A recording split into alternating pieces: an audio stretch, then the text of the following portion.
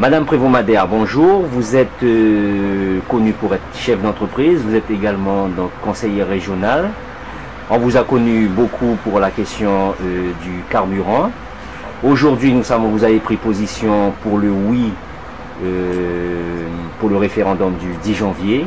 Qu'auriez-vous à dire aux Guyanais, aux jeunes, aux moins jeunes, aux femmes et aux hommes de la Guyane, afin qu'ils puissent effectivement faire le bon choix, donc celui du oui, le 10 janvier 2000? Et qu'est-ce que vous leur dites? Pourquoi aujourd'hui changer? Alors, déjà j'aime toujours faire ce rappel. Nous sommes actuellement dans l'article 73. Tout ce qui se passe, donc, se passe au sein, dans le cadre même de l'article 73, puisque nous y sommes depuis 2003 et que les modalités d'application de cet article 73 ont été faites en février 2007.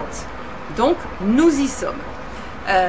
Les changements que l'on a pu constater viennent des transferts qui ont pour l'instant été imposés aux différentes collectivités, et vous avez pu vous rendre compte que ces transferts ont été assumés et bien assumés par ces collectivités. Je prends l'exemple du domaine de la santé, je prends l'exemple du domaine des collèges, des lycées, la construction donc de ces collèges, de ces lycées qui ont été assumés par les différentes collectivités.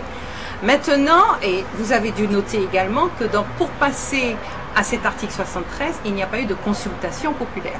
Maintenant, nous parlons de possibilité de passer du 73 au 74. Évidemment, mon choix est celui du 74, puisque cela nous permettrait d'avoir un outil à notre disposition, au sein duquel nous pouvons demander des compétences qui nous permettent de passer à un stade supplémentaire. Alors, vous me direz, oui, un stade supplémentaire, c'est-à-dire, mais encore. Évidemment, mais encore. Les premiers points auxquels je pense, alors évidemment qui sont en lien avec le développement économique, mais c'est déjà par rapport au premier dossier, vous l'avez rappelé, qui est le dossier du carburant. Nous rappelons que le carburant est un produit dont le prix est contrôlé par l'administration, donc par les services de l'État. Qu'ont-ils fait pendant toutes ces années? Ils n'ont jamais rien administré, ils n'ont jamais rien contrôlé. Et pendant des années, la population entière de cette région a payé des sommes qu'elle ne devait pas payer. Et a permis l'enrichissement de sociétés qui, s'il en était besoin, enfin, on peut dire en tout cas qu'ils n'en ont vraiment pas besoin en tout cas. Donc, nous, dans le cadre de l'article 74, nous aurons la possibilité de pouvoir contrôler et administrer nous-mêmes le prix du carburant, et je dirais même de pouvoir gérer même l'approvisionnement en carburant.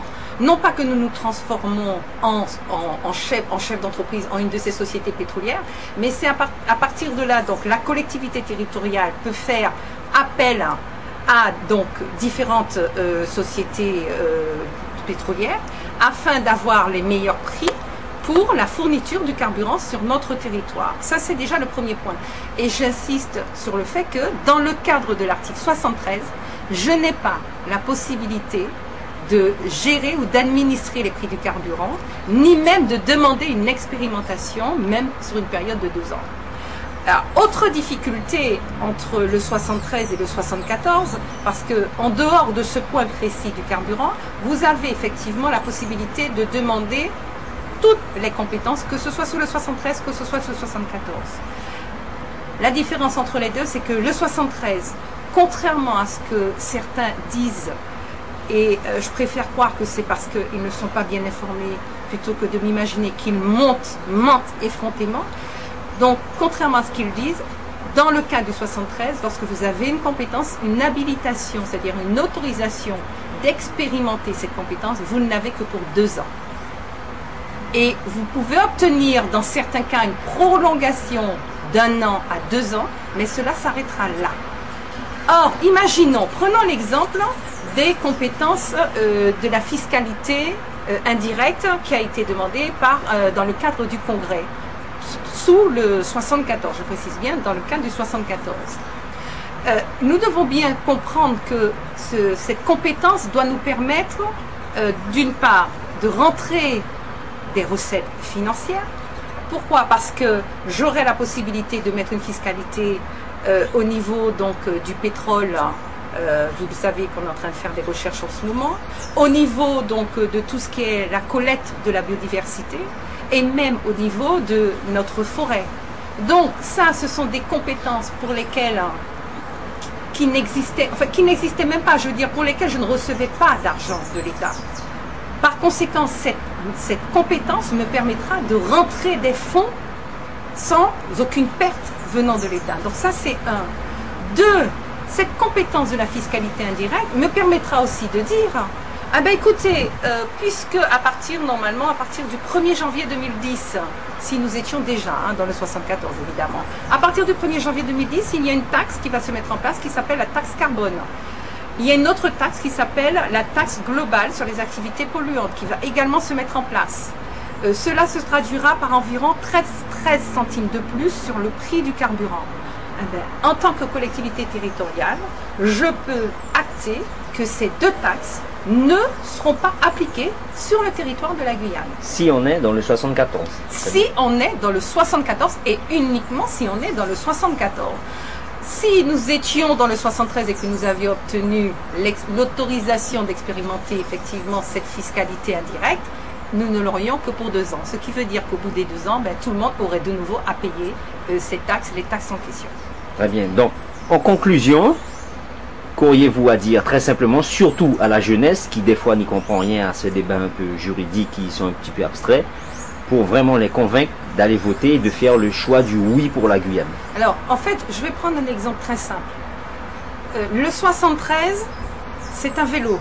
On vous dit, voilà, 73 vélos, et le 74, parce qu'encore une fois, je rappelle bien que le 74, c'est un outil pour permettre à la Guyane de se développer au fur et à mesure. Le 74 va vous dire, bon, pour l'instant, c'est une mobilette. On vous propose le vélo ou la mobilette. Vous, en tant qu'étudiant, en tant que jeune, qu'est-ce que vous diriez? À mon avis, vous choisiriez la mobilette. Puis après, on vous dit, avec les compétences que je vais prendre au fur et à mesure, de la mobilette, vous pourrez passer au scooter. Puis du scooter, vous pourrez passer à la moto. Et de la moto, vous pourrez passer enfin à la voiture. Le choix, à mon avis, il est clair. On choisit l'instrument qui nous permet d'aller plus rapidement, le plus vite possible, de façon quand même, malgré tout, bien étudiée, parce qu'il ne s'agit pas d'y aller sans avoir réfléchi et sans avoir vraiment fixé les compétences que l'on prendra au fur et à mesure pour aboutir à la construction de ce pays. Et donc c'est pour ça que je dis et je répète, n'hésitez pas, faites le bon choix, c'est le 74. Donc c'est le 74 pour le 10 janvier, votez le 74, oui au 74 le 10 janvier. Madame Prévost-Madère, je vous remercie.